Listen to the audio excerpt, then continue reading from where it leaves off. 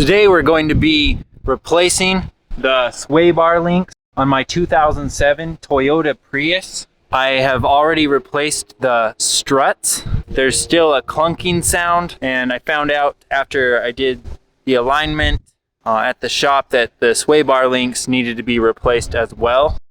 So that's what we're going to work on today. Here are the supplies that we're going to use. We have our handy LED light.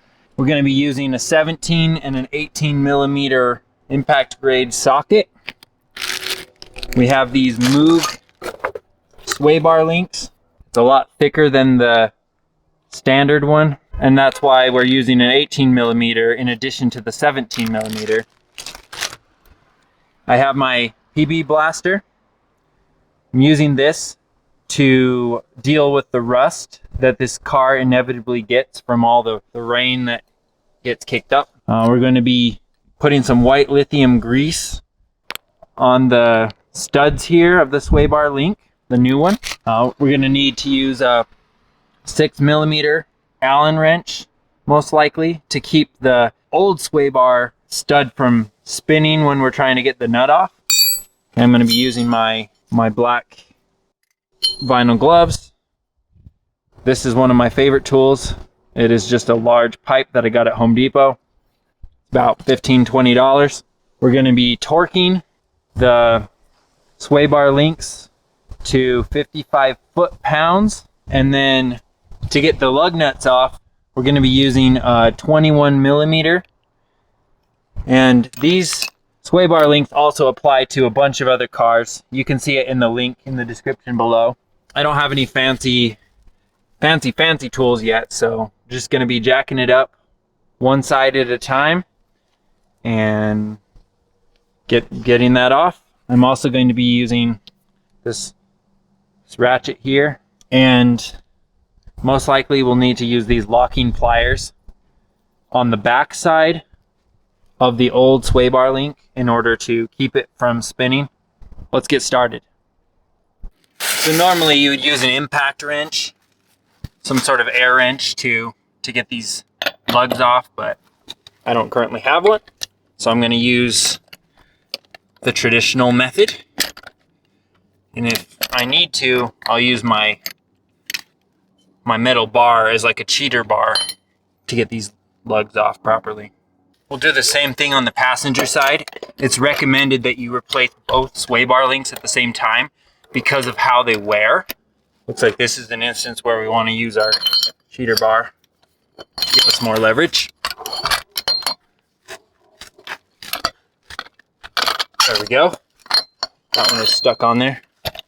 And you can always check if the sway bar link is loose and therefore bad and needs to be replaced by lifting up the car and grabbing a hold of the various parts and seeing if the sway bar rattles and moves. Try to replicate what happens when you go over bumps and it clunks, using a low profile jack because this car is low to the ground.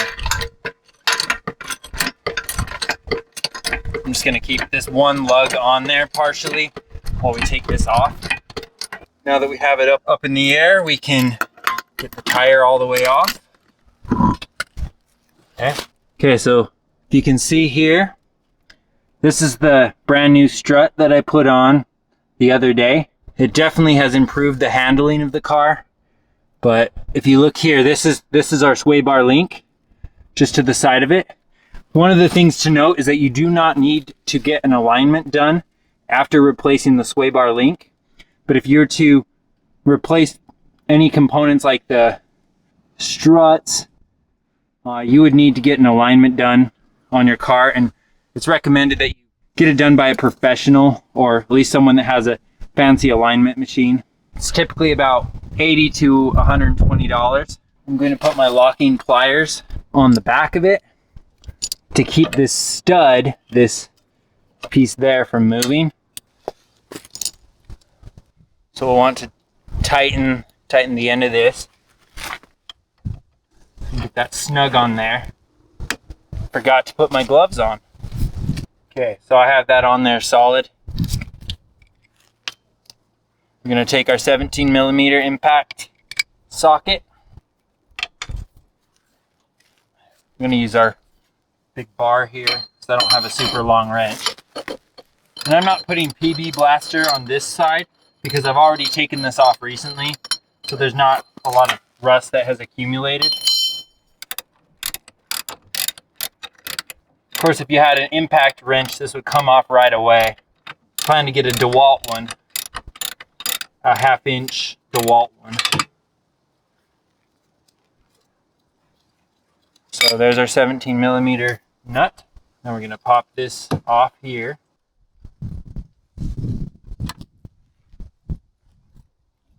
For some reason it's stuck.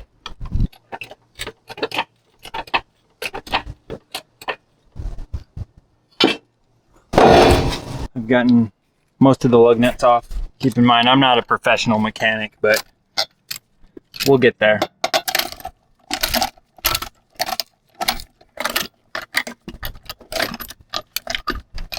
Okay, now I can take the tire off. Grab it right here. Set it aside. So here is our other sway bar link on the passenger front. That's our new strut that we put in. We're gonna need to spray some WD-40 or some PB Blaster down there. I only jacked up one side and that caused this bar to kind of twist down. So we're good now. But what we're gonna do is take our spray it in between this joint here so we can successfully get that off. It's gonna eat away at the rust. So next step is to take our little locking pliers. This is how thick these ones are. I'm gonna put it on this front side because we're taking the bolt off the back here.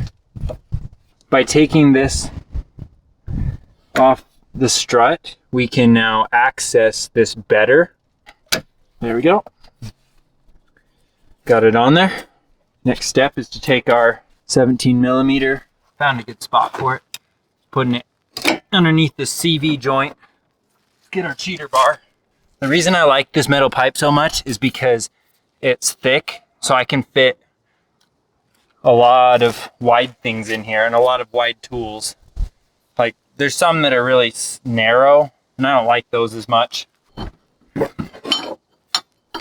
You can also cut these old ones off with a grinder. I'm not experienced enough, and so I don't want to damage any of the parts and then have to do more work and buy more parts. Okay, looks like it's loose. Now I can take our metal pipe off. This would come right off with an impact wrench with like an adjustable head. I need to tighten this more. It's not doing the job I want it to. There we go. Now it's coming off. I just had to tighten my locking pliers. So the old one is now off. And we're gonna do a comparison. How does the MOOG one compare with the original? So if you see here, look how much thicker the MOOG one is. And by the way, I got this on Amazon for $27 with tax and shipping. So it was $54 for a pair of these guys. And it also comes with the Zerk fitting, so you can grease them periodically. It was recommended that you grease them every time you do an oil change. But another great thing about this particular one is that you can put your wrench right here on the stud. So whereas on this one, no, it's just round. There's no place to really hold on to. Yeah, this is just a much better part. It was actually what one of my subscribers recommended. This is junk. We're gonna toss that responsibly. And now we're going to put the new one on. Before we put it on, we're gonna grab our white lithium grease and put it on the stud so that there's some lubricant for it. I don't need that much. I kind of overdid it. And I'm gonna do the bottom one first because it's harder to access. These come pre-greased. You can add additional grease if you want. And these are 18 millimeter nuts. Let's take this off. There we go. We'll see if this makes a notable difference to how the car handles. I put both nuts on. I'm just gonna Now go in and tighten them. We're gonna torque it to 55 foot-pounds. So I'm just gonna get these generally tight and then torque them at the end. Let's get this side now. Please note that I replaced the strut as a strut assembly. I did not purchase just the coil. That would be dangerous. You can buy them just as an assembly. Okay, that's looking pretty tight. So now what we're going to do is take our torque wrench. It'd be nice if I had a shorter one, but I only have the long one. And we're going to torque it to 55 foot-pounds. Okay. This top side's good. Make sure the bottom's good. I need to get this piece so that I can access it because it's just not working right because of how long my torque wrench is. Okay. Also note, when you replace the struts, make sure that this ABS line doesn't get unplugged. It got unplugged for me. I actually had to spend extra at the shop because I couldn't figure out why the ABS and emergency brake light and the VSC, which is the traction control, why all of that was on. That clanking is probably more annoying than driving with it clunking like this. We are just going to finish tightening up this sway bar link on the passenger side. We'll be ready to put the wheels back on. It's on there tight now. Now we're going to torque it to 55 foot-pounds. Okay. We hear the click. We know it's good. Now on the top. Okay. That's torqued. Doesn't seem to be going anywhere. I'm learning my lesson, and I am going to go turn on the car and make sure that there are no warning lights on. Doesn't appear to be any warning lights. Let's put our tires back on. We're gonna wanna grab our 21 millimeter impact for our torque wrench. I'm gonna put these back on in a crisscross pattern. I'm gonna put these on part way and then lower the car.